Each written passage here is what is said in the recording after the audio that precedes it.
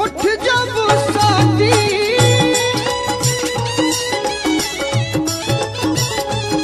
राजा जी के उठावा में उठ जब साथी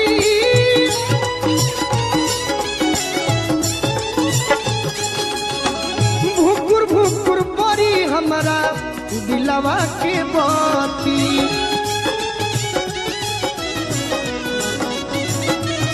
भुकुर भुकुर बारी हमारा दिलवा के बाती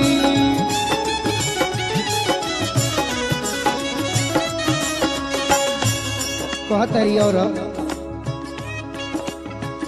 कि रात भर लभ के दरियावे में हम सब बुझा दिन राउंड किया दे आवल हो हरिया हो रानी से जरिया हो सटी के सूत